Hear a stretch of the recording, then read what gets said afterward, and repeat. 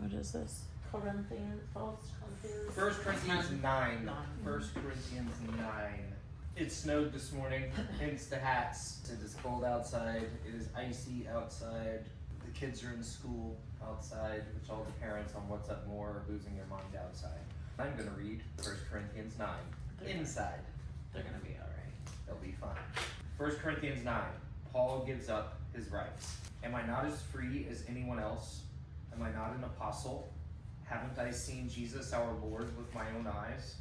Isn't it because of my work that you belong to the Lord? Even if others think I am not an apostle, I certainly am to you.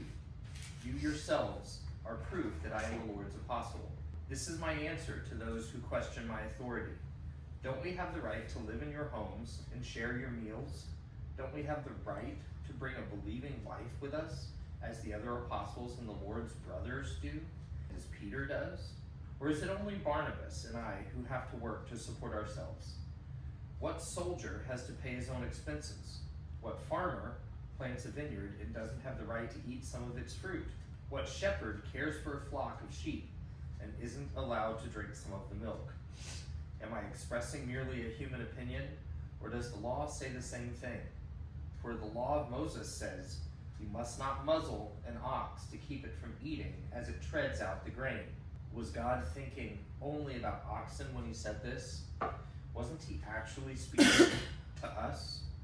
It was written for us so that the one who plows and the one who threshes the grain might both expect a share of the harvest. Since we have planted spiritual seed among you, aren't we entitled to a harvest of physical food and drink?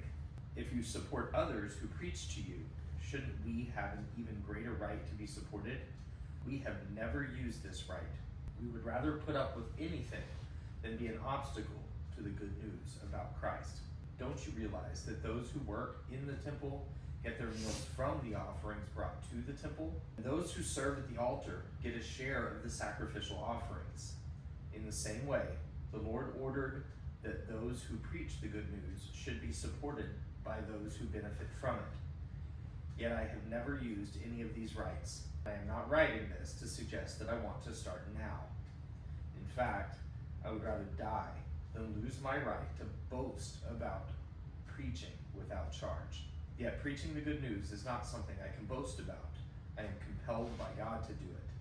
How terrible for me if I didn't preach the good news. If I were doing this on my own initiative, I would deserve payment. I have no choice, for God has given me this sacred trust. What then is my pay? It is the opportunity to preach the good news without charging anyone. That's why I never demand my rights when I preach the good news. Even though I am a free man with no master, I have become a slave to all people to bring many to Christ. When I was with the Jews, I lived like a Jew to bring the Jews to Christ. When I was with those who follow the Jewish law, I too lived under that law. Even though I'm not subject to the law, I did this so I could bring to Christ those who are under the law. When I am with the Gentiles who do not follow the Jewish law, I too live apart from that law so I can bring them to Christ. I do not ignore the law of God. I obey the law of Christ. 22.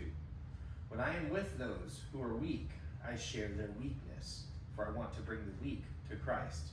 I try to find common ground with everyone, doing everything I can to save some. I do everything to spread the good news and share in its blessings.